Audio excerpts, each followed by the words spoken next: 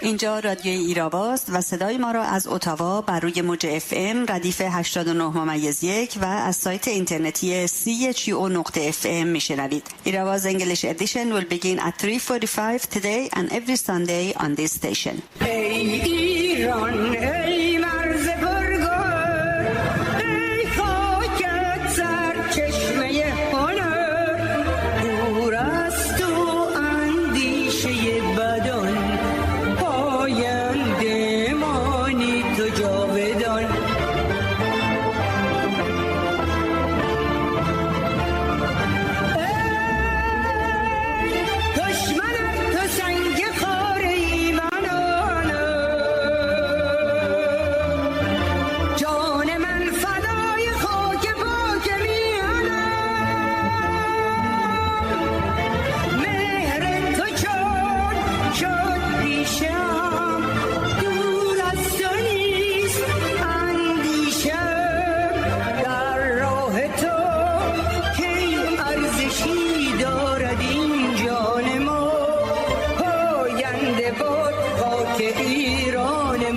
آن زمان که بنهادم سر به پای آزادی، دست خود ز جان شستم از برای آزادی.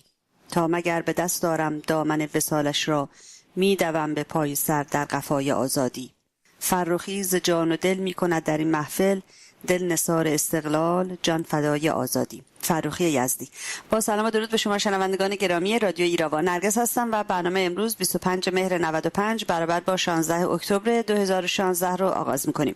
ایستگاه CHU همونطور که می‌دونید 3 روز پیش همیاری سالانه خودش رو آغاز کرد و ما هم در هفته‌های گذشته از شما شنوندگان گرامی ایرآوا تقاضا کردیم تا در این مهم شرکت کنید و شما هم مثل همیاری‌های سال‌های گذشته تا به امروز دست رد به سینما نزدید و این ایستگاه رو حمایت مالی کردید. از تمام کسانی که تا به حال در این همیاری شرکت کردن بسیار سپاسگزارم و خواهش میکنم با تماس با شماره تلفن 613 562 59 67 و یا از طریق وبسایت chu.fm با کارت‌های اعتباری ویزا و مسترکارد از طریق پیپل و یا ایمیل ترانسفر کمک‌های مالی خودتون رو به این ایستگاه بی‌نظیر برسونید.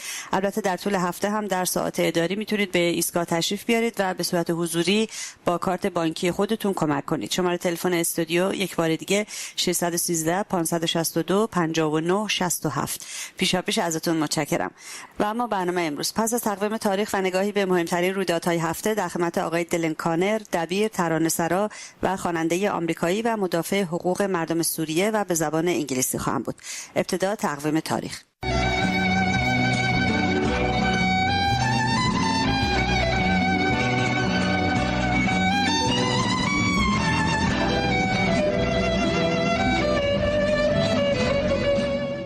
محمد فرخی یزدی شاعر آزادی ایران در روز 25 مهر 1318 به شهادت رسید. فرخی در سال 1264 شمسی در یزد به دنیا آمد. در اوایل جنبش مشروطیت فرخی با وجود دوری از تهران و سایر کانون‌های جنبش مشروطه به دفاع از مشروطه برخاست.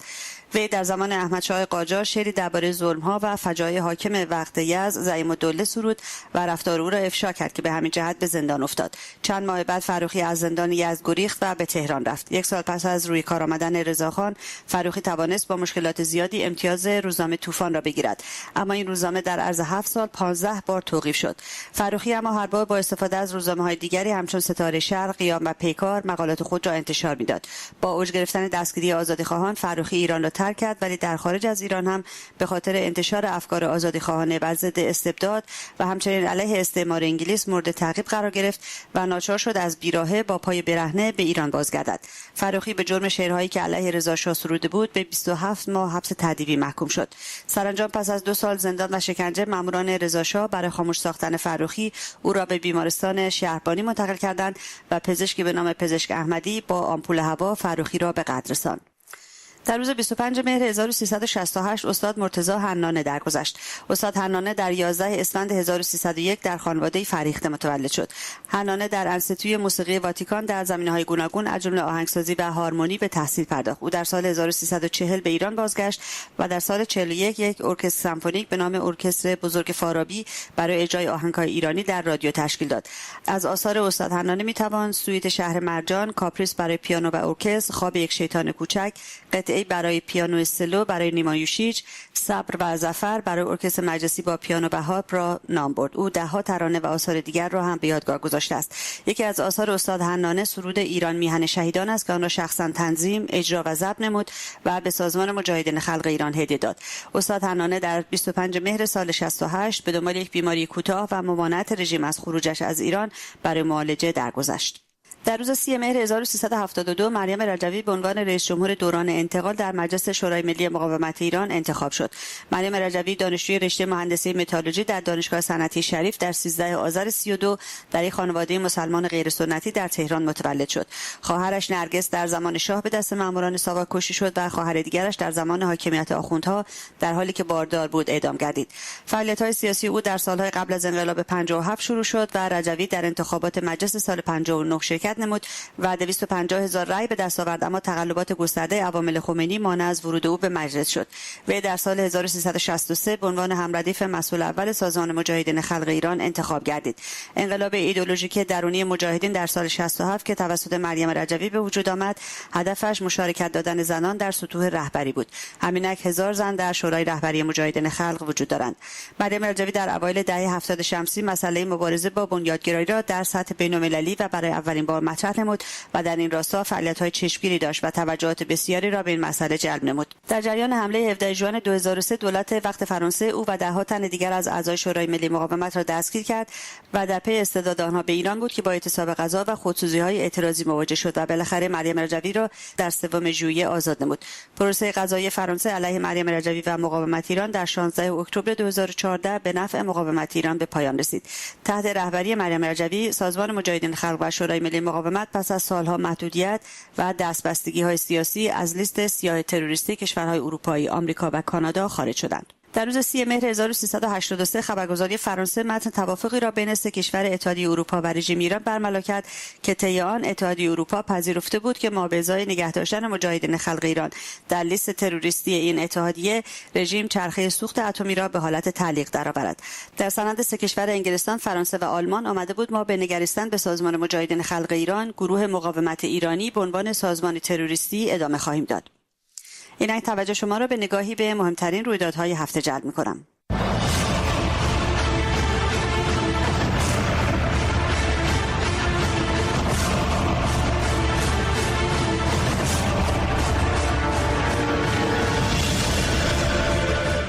بخش خبر رو با رویدادی از کانادا آغاز می‌کنیم. روز 12 اکتبر نشریه هفتگی هیل تایمز کانادا با چاپ خبر کنفرانس مطبوعاتی کمیته کانادایی دوستان ایران دموکراتیک که در روز 6 اکتبر در ساختمان پارلمان در اتاوا برگزار شد نوشت: یک گروه از ایرانیان مقیم کانادا از دولت این کشور خواستند تا قتل عام زندانیان سیاسی در ایران در سال 67 را محکوم کند و برقراری روابط با رژیم ایران را مشروط به وضعیت حقوق بشر در ایران کند.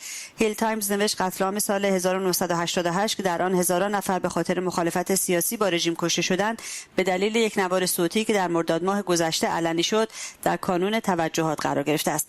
کمیته کانادایی دوستان ایران دموکراتیک در کنفرانس مطبوعاتی دولت کانادا را به گرفتن موضع قوی‌تر نسبت به رژیم ایران فراخواند. هیل تایمز افسوس شانتل گانیو سخنگوی وزیر امور خارجه گفت کانادا در نظر دارد امسال دوباره قطعنامه در مورد نقض حقوق بشر در ایران را در مجمع عمومی سازمان ملل پیش ببرد.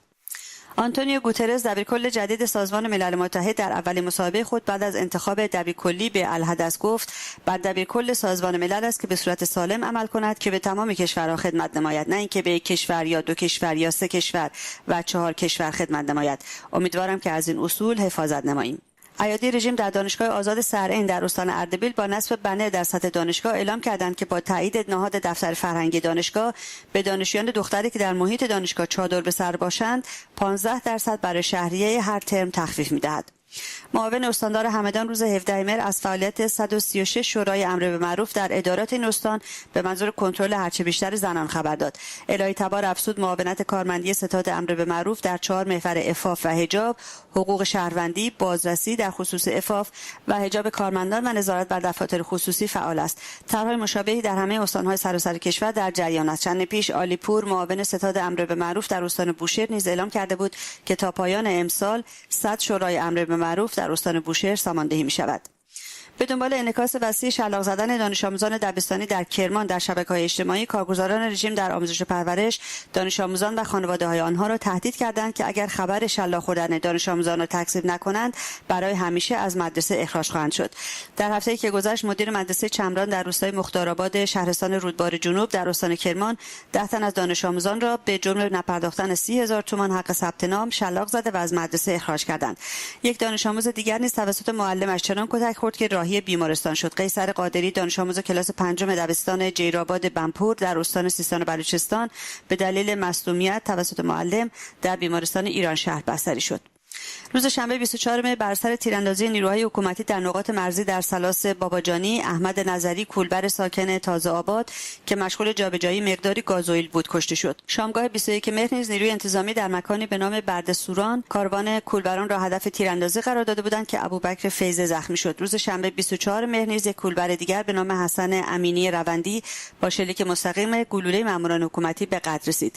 مهدی رحیم‌زاده نیز چند روز قبل از آن بر اثر شلیک مستقیم ماموران نیروی انتظامی در روستای چومان از توابع شهرستان بانه به قتل رسید. گفتنی است بیشترین آمار قربانیان کولبر به شهرهای مریوان، سردشت، اشنویه، بانه، پیرانشهر، نوسود و جوانرود تعلق دارد.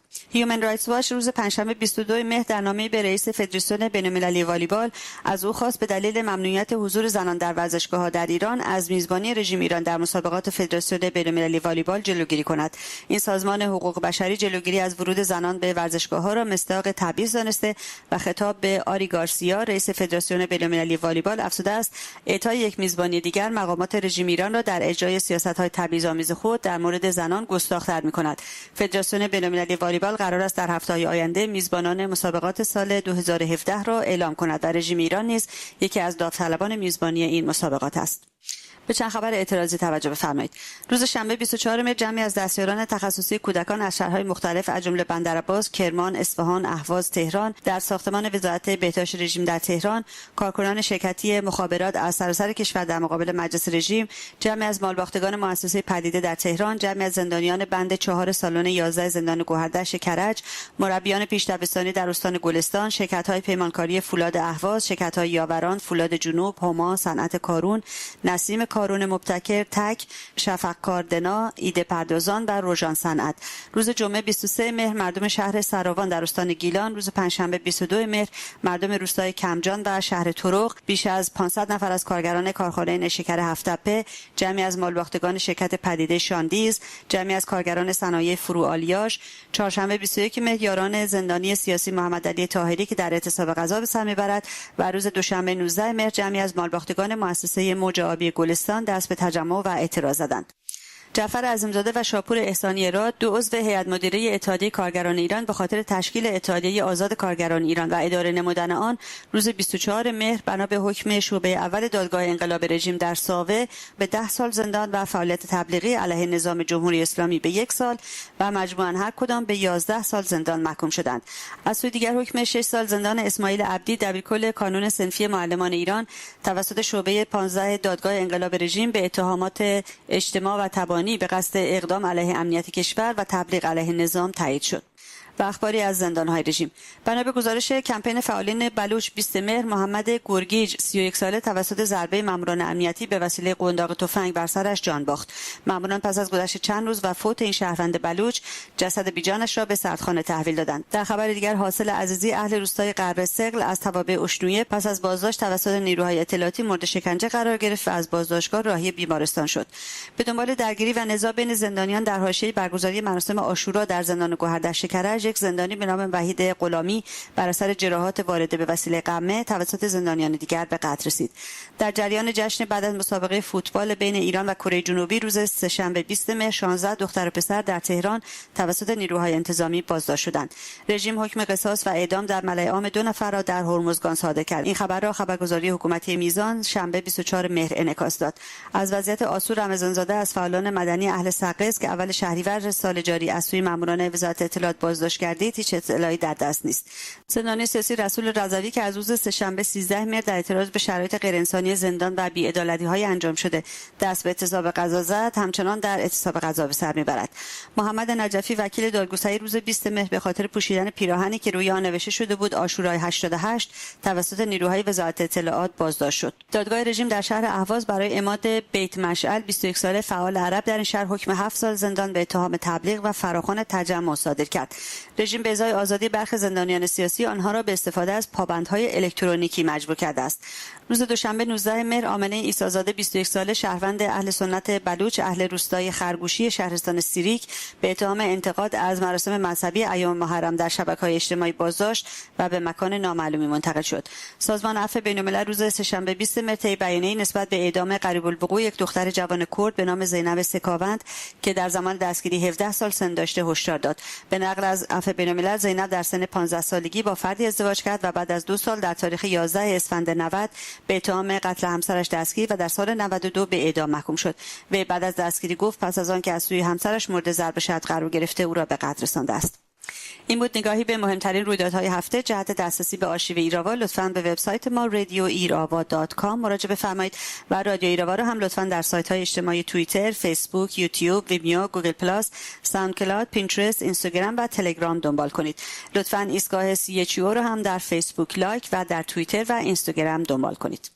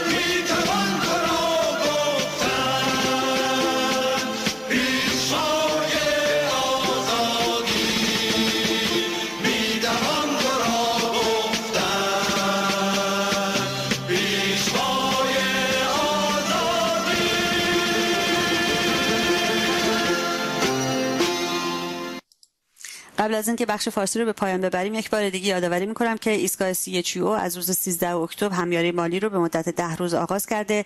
ازتون خواهش می‌کنم در این مهم شرکت کنید و این ایستگاه بی‌نظیر رو حمایت کنید. تلفن تماس 613 562 5967. همچنین میتونید به وبسایت cho.fm cho.fm مراجعه کنید و در اونجا از طریق دکمه پیپل میتونید با کارت‌های اعتباری ویزا و مسترکارد کمک‌های خودتون رو برسونید. همچنین از طریق ایمیل ترانسفر میشه به راحتی از منزل و از سر کار این کمک‌ها رو به این ایستگاه رسون. براتون روزها و شب‌های بسیار خوشی آرزو دارم. تا هفته آینده روز شما بخیر. اینک توجه شما رو به بخش انگلیسی رادیو ایرآوا جلب می‌کنم. زنده باد آزادی.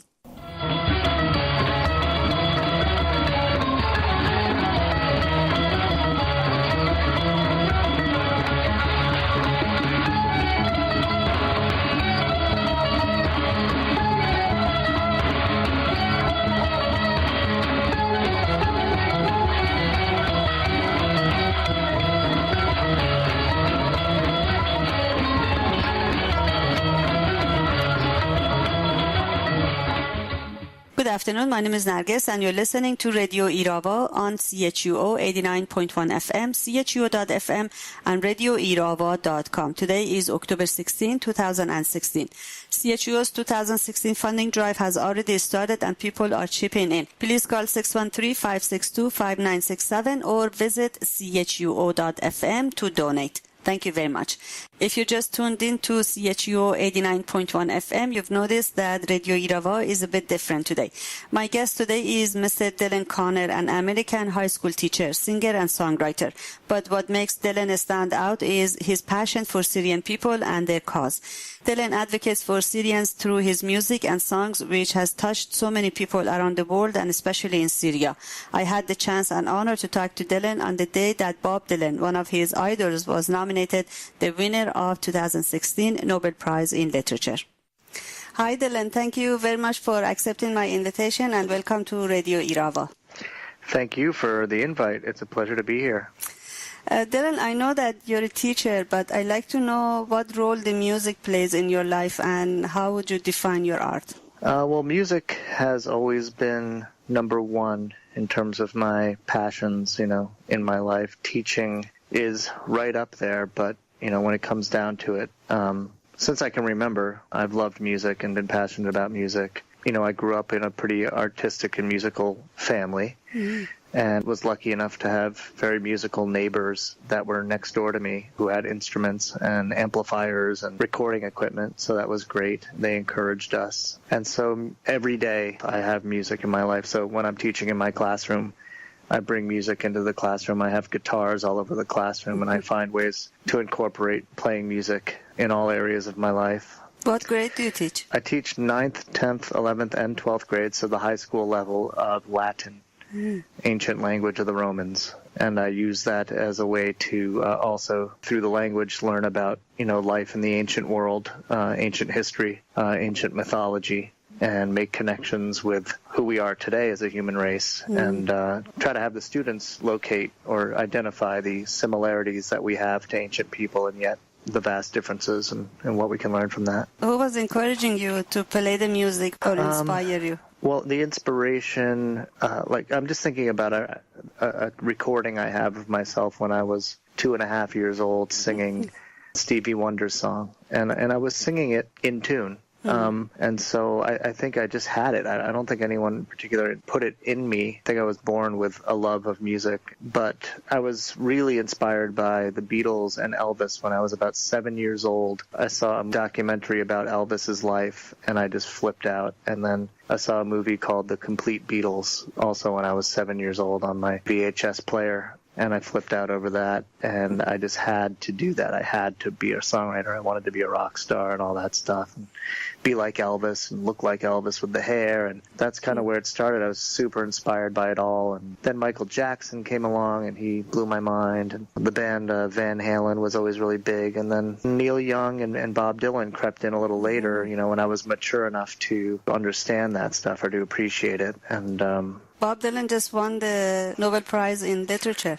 That is correct. I'm celebrating today. It's huge. What a wonderful thing to happen in these dark times, He's a man who has really changed the landscape of music and what can be said in music. And the depth at which, pop music can go is really thanks to him. And he has such a long career of excellent songs that just defy... they're in a league of their own, for me anyway. I always feel like Bob Dylan is above the rest, in a different place than the rest of his contemporaries, and I'm named after him, and so my father is a huge fan of his, and I've just really grown up feeling like he's almost a member of the family. So he's a huge inspiration. So it's nice to be talking to you about music on the day where he was recognized in this huge, significant way with a Nobel Prize. I only wish the White Helmets had won the Peace Prize to cap it off, to make it all right. Bob Dylan, Elvis, the Beatles, all those big ones, Neil Young, huge inspirations to me. I just loved it all, and even tomorrow night I'm doing a show that's going to be mostly cover tunes and with a 5-piece band, and Saturday night as well. And so sometimes, when I'm not doing my original music, advocating for Syria or just playing other songs I've written that have to do with my own life, I'm playing classic rock stuff and really enjoying that too. Great. Dylan, I got to know you, or I heard about you when you made public your 2014 song, The Weary World. I hadn't heard any English songs about Syria until then. Needless to say, I've played that song numerous times on my program.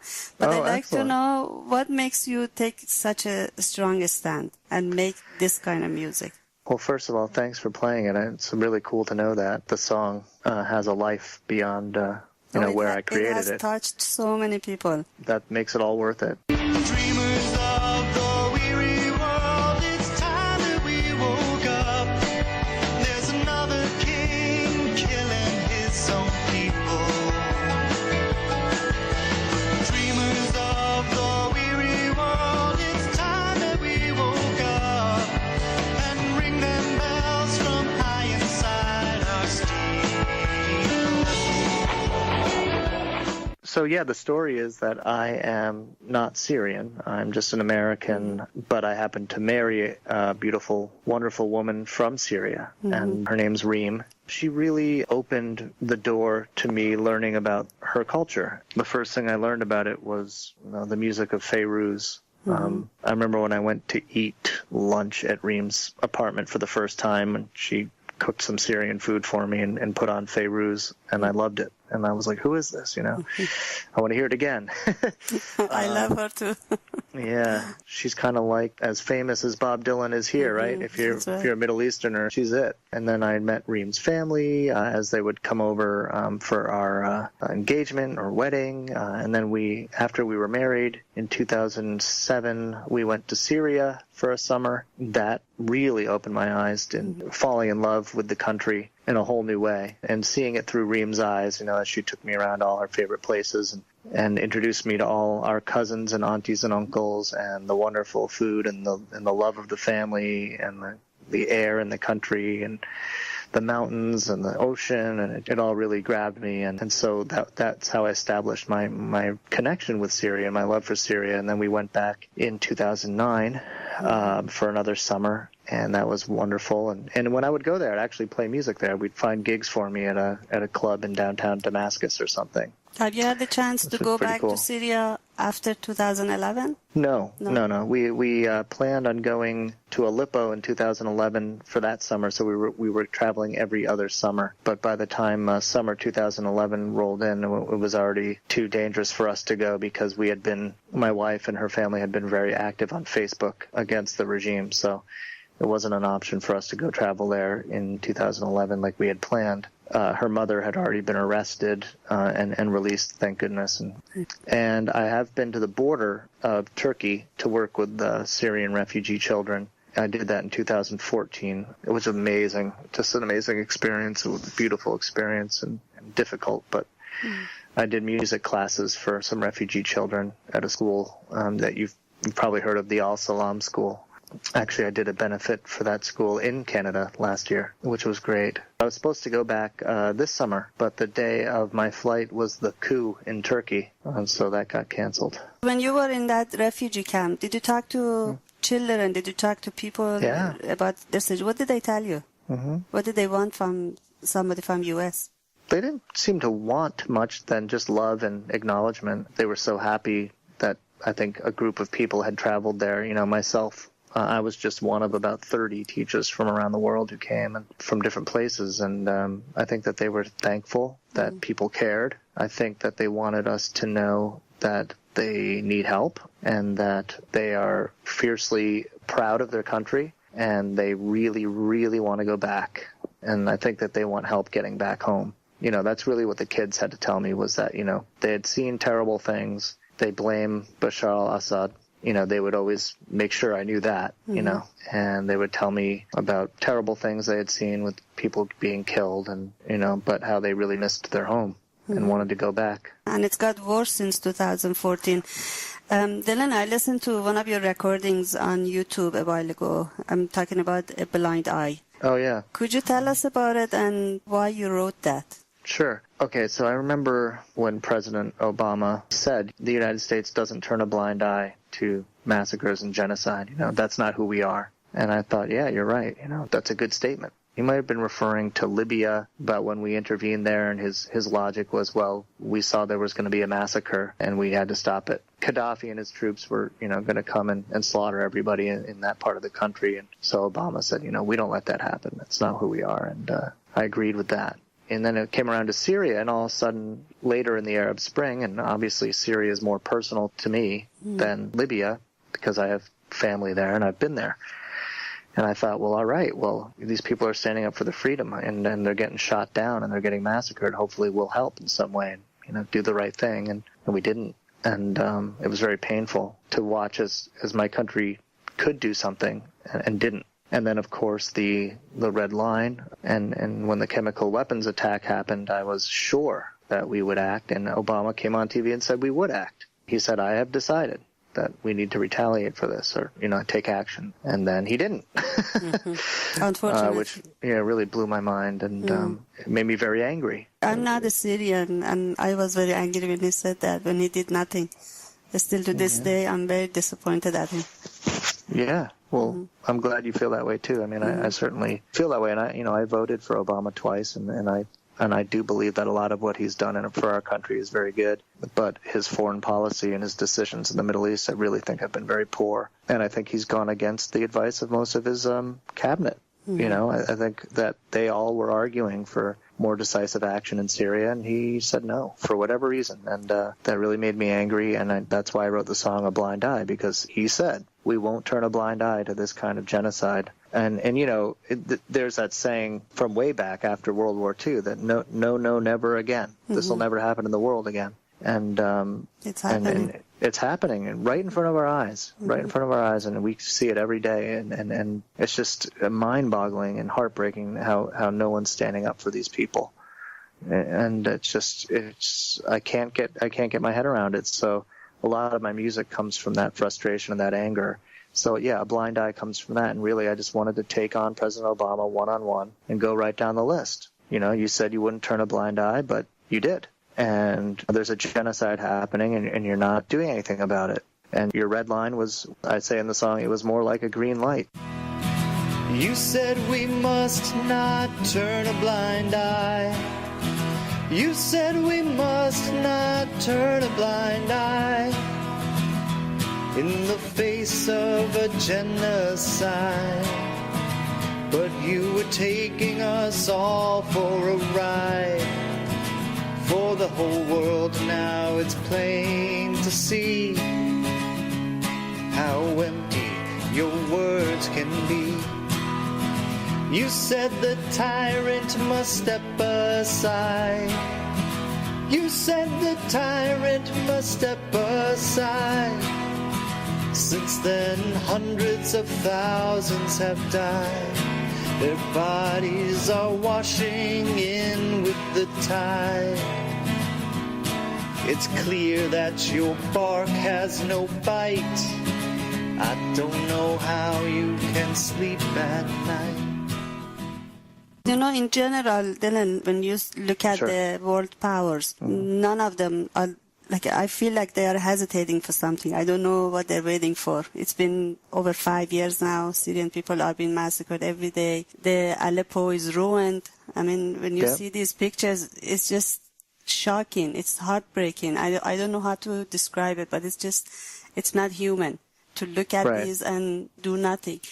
It's my way of doing something. And just to Exactly. follow up on your saying, so Exactly. I can't do much, right? I can't change much, but I love music. But and what do you I can do think? this. What do you think should happen in Syria? What should happen is that the international community, with the leadership of the United States, because I think you need that because we're the only ones who could really take on Russia in a serious way and negotiate with Russia from a place of power. We need to make some kind of settlement with them and bring in the opposition. You know, there's the HNC, the High Negotiation Committee, and some other groups that are kind of fall under that umbrella need to be brought in. I would say probably to northern Syria at first with a no-fly zone over Aleppo. So I would suggest securing that area, no-fly zone in Aleppo. You know, that way people aren't rushing out of the country. Maybe some people on the border in Turkey can come back into the country instead of going out. And then you can bring in the opposition representatives on the ground into Syria to start having some kind of, new government starting to work there, I would say probably in the north. And then through some kind of negotiation with Russia that you can bring the opposition and the remnants of the state apparatus together to form a new and representative government from all parts of the Syrian society. I don't think you need to get rid of the entire army or anything like that. I mean, we saw what happened in Iraq when you fire the whole army. I think that the opposition and the remnants of the regime would have to come together in negotiation and agree that no one's going to win this war, and we have to come together to save the country. Of course, anyone who has blood on their hands, has ordered mass murder or anything like that, has to then answer to their crimes in a court. But you know, the perpetrators of the Syrian massacre, it's not only Russia or Assad, it's Iranian regime too. They have deployed so many soldiers to Syria to kill people. I know. So Yeah. what is your stand on that? My knowledge of Iran is minimal. I'm aware of what you just said, that there are a lot of Iranian military in Syria working on behalf of or helping to prop up Assad. To tell you the truth, I think the reason that Obama never acted is because there was something about that Iranian nuclear deal where they said, listen, if you touch Syria, the deal's off. Maybe that was part of the deal, something to do with, okay, you got to leave Syria to us and you mind your own business, and that's part of our nuclear deal. That's the only way I can really, or one of the only ways I can really try to figure out why Obama's been so blatantly inactive in the face of such horror. Because I think his biggest accomplishment in his mind was that Iranian nuclear deal, and he wouldn't want to jeopardize that. So I have a feeling that somehow, if he were to intervene in Syria, the Iranians would feel like that is a deal breaker. I don't know if you know anything about the ins and outs of that, but I just kind of have had a hunch about that. I don't really have anything to back it up. So I don't know how the Iranians would be involved in the negotiations. I imagine that they would be part of the Russian side of things, right? So like Russia, Iran. I think Russia has its own agenda, Dylan, and Iranian regime has a bigger agenda than Obama has ever imagined. Right. So, Well, I think the Iranian regime probably has a lot of historical and religious motivations that the Russians wouldn't have, right? I mean, the Russians are just blatantly geopolitical. That's right. But the Iranian regime has real vision about religion and the, Shia empire. Dylan, on October 4th at the Vice President debate, Mr. Kane and Mr. Pence, they both agreed that a no-fly zone is needed in Syria. Do you think when the new president is chosen in November, there's going to be a change in foreign policy in respect to the Syrian crisis? Yes. I actually just had dinner recently with one of the Syrian opposition leaders, and seemed clear to me that Trump presidency would be a disaster, not only for, obviously, in my opinion, for the world and America, but it would be a disaster for the hopes of the Syrian opposition. But Hillary Clinton, on the other hand, I think has the ear of the Syrian opposition. And she's on the right path with her thinking about backing the rebels more robustly and a no-fly zone in the north. I think that's the absolute way to go for a first step in our intervention. So I would say that our hope is that Hillary Clinton will be elected, and it will change the United States action in Syria. I've been told by people who actually advise her that she's got the right idea about following through with no-fly zone and more support of the rebels. I hope so. Yeah. Dylan, I don't know if you agree with me, but I think the world is changing and activism is in different areas is being redefined as well. You know, at the same time as the gap between music and politics and activism is getting narrower and narrower, artists are still approaching it with skepticism and caution that, you know, it may not be good for business or whatever. Have you thought about this as a musician? Well, the thing that stuck out to me is where's the protest music? In the 60s, you know, let's go back to Bob Dylan because of his award today. Mm-hmm. You know, the thing that really made him famous was his amazing protest music in the 60s. And right now, it's such a huge moment in the world. I mean, I think we can all agree that things are kind of more messed up at the moment than they usually are. And there's no popular music that's protest music. And I think it says something about what you're getting at here, that people somehow feel disconnected from that as a subject matter or afraid of it, or I don't know exactly what it is, but I certainly feel like I'm one of the few singing the types of songs I am, especially something like A Blind Eye, by the way, which is going to have a new recording of that song and a new video coming out probably in the next couple of weeks. It'll kind of feature me kind of facing President Obama in an interview and speaking these words at him and his reactions and that kind of thing. And it will also show a lot of names and of children who've been killed while the president's turned his back on the situation. And, you know, a lot of people I tell about the video feel uncomfortable. They don't necessarily want to work on it, or they think I should wait till after the election, or is it really okay to sing that kind of song right now? And I don't really have any hesitation. I think that protest music is important, and I'm kind of wondering where the hell it all is right now. Exactly. It's a really good question, I have to say. I don't know what the answer is, especially with what's going on with Donald Trump. I mean, you know, our nation's at risk of electing a really unfit, narcissistic guy who's really in it for himself and his own power trip, and has woken up the part of our country which is full of, you know, bigotry and hate and violence, and, you know, it's a dangerous moment. And I wish more artists had come out and sang about it. I was psyched to see that Rage Against the Machine, or a great rock band, got back together, called themselves something else. It was like Rage Against something, not the Machine. And they played at all the debates, like outside the building. They would set up and play their protest music and stuff. So, you know, there are some heavy hitters that are doing something, but it's certainly not getting much press, you know. It's very unfortunate. Dylan, tell us about your latest album. Spirit Glue. You know, well, 2 albums ago, I did the Syria album. So, and, you know, that was 5 songs all about Syria, and it was very heavy. And, you know, playing those concerts was emotional, you know. So I kind of wanted to get away from that a little bit and do some songs that were more personal, more about just my life.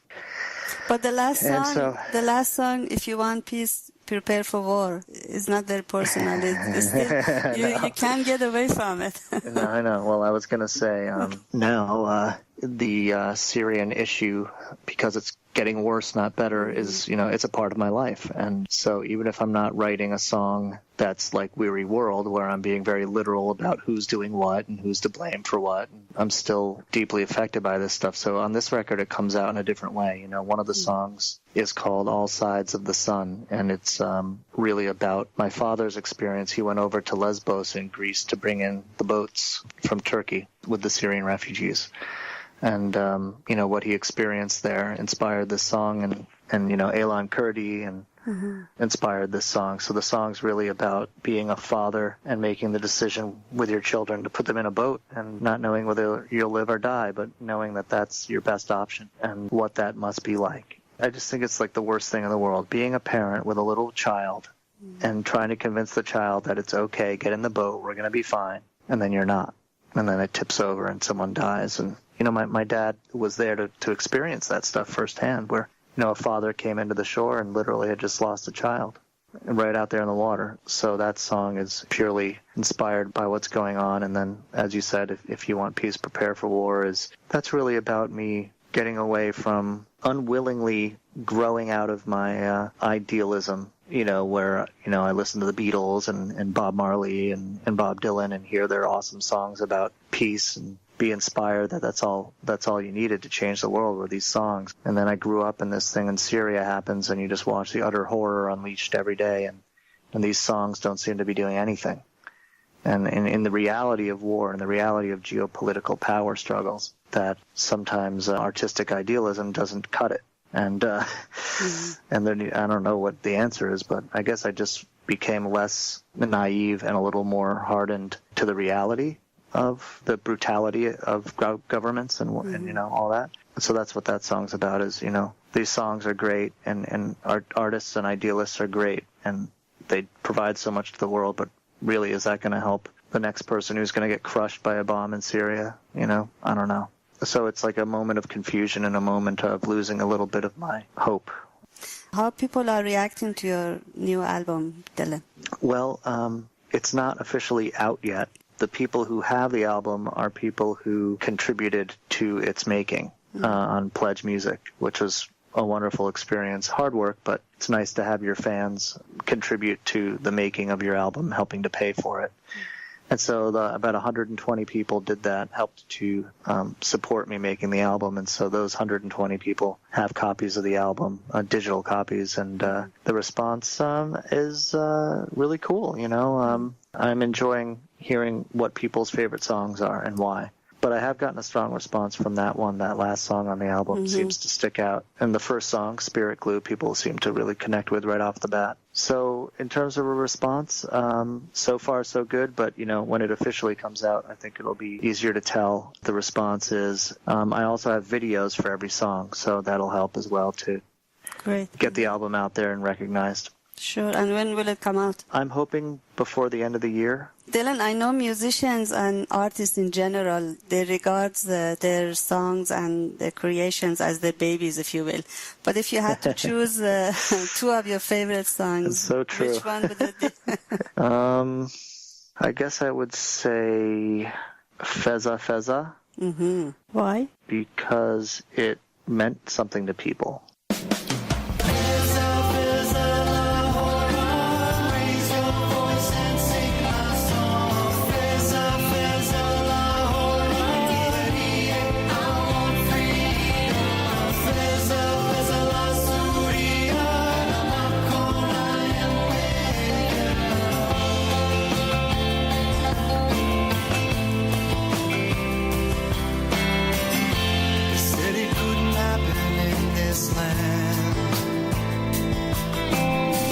Then the air whispered our demands. A group of schoolboys painted on a wall. It said we want the regime to fall.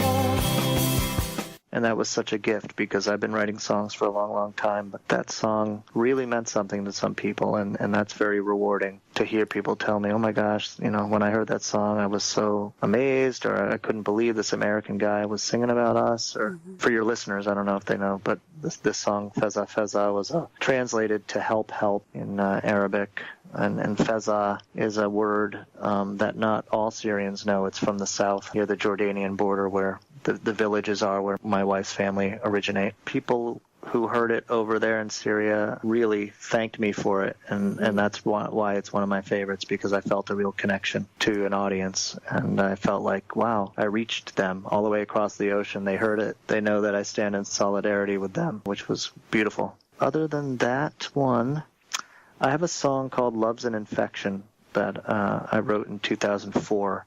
And it's one of my favorites just because I think if I can be objective and look at myself, look at my own songs like I would look at my favorite artist's songs.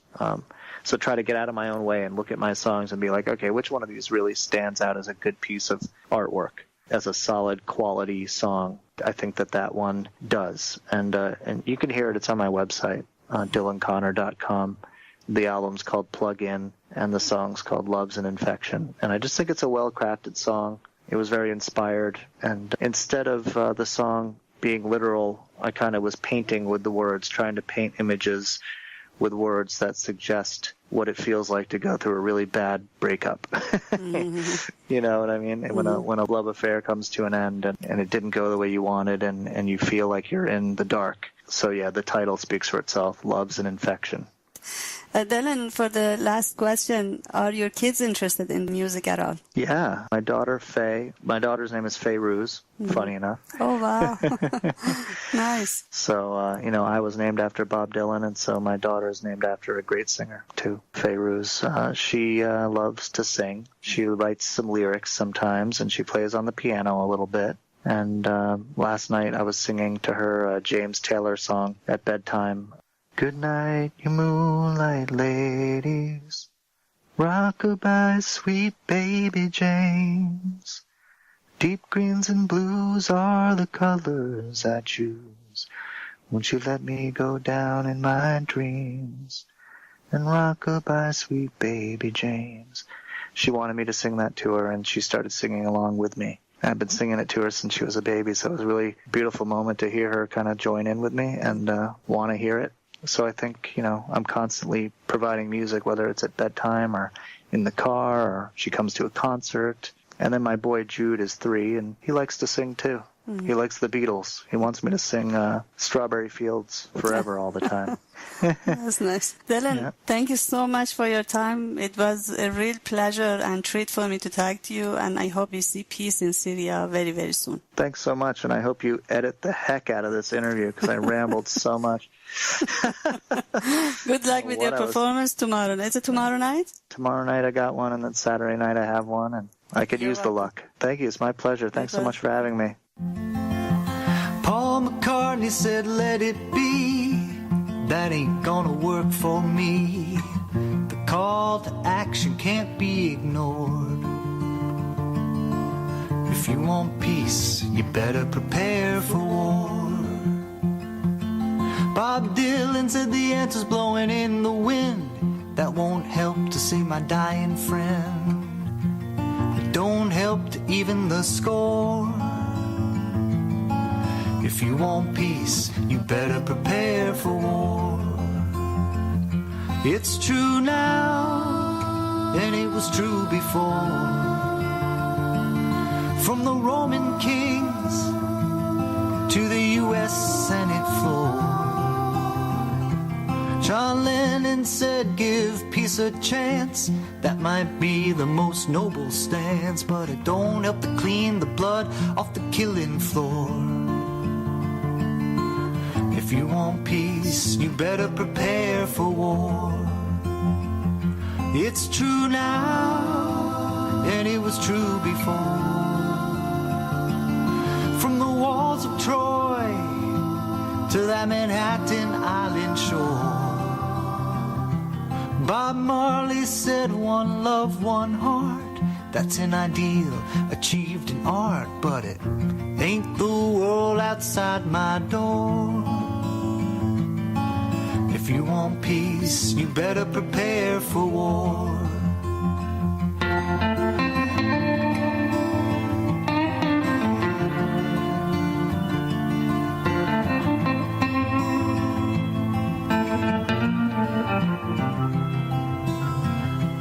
Pete Seeger said if I had a bell, but I couldn't hear 'em, the bombs fell, and I don't think I can sing no more.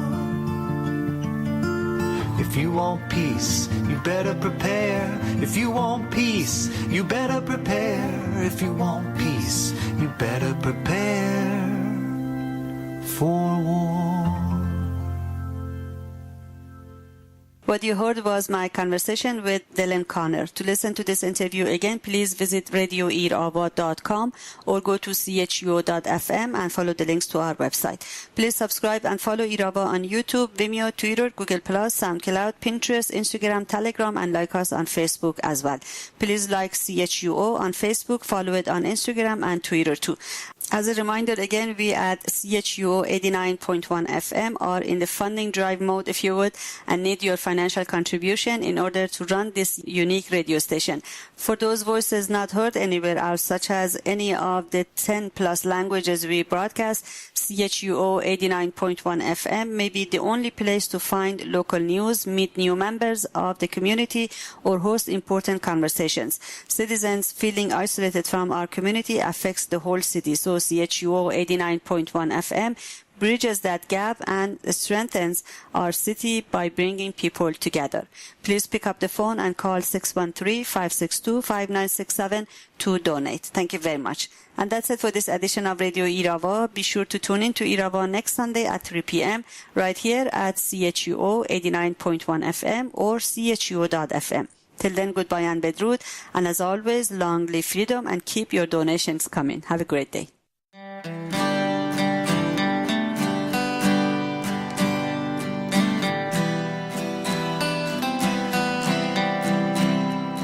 نهالست هاربالیه لکن هی ثورة. This is not a civil war, it's a revolution.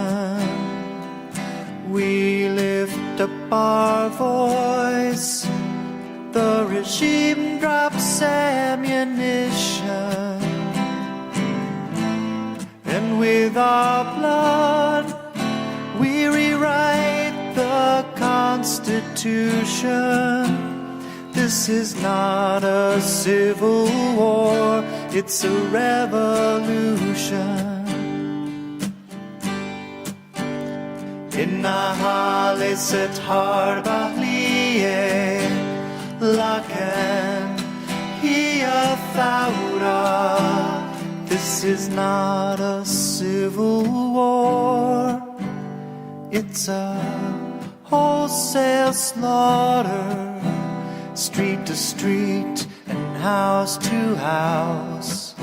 They massacre our sons and daughters. The rivers rise with the bodies of 100,000 martyrs. This is not a civil war, it's a wholesale slaughter.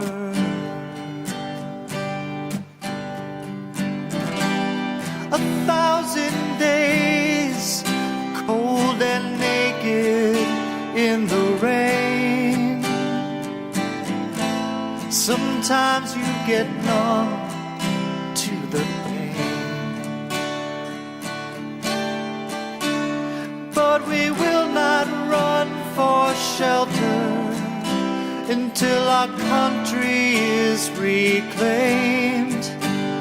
We've got nothing left to lose and our dignity to gain.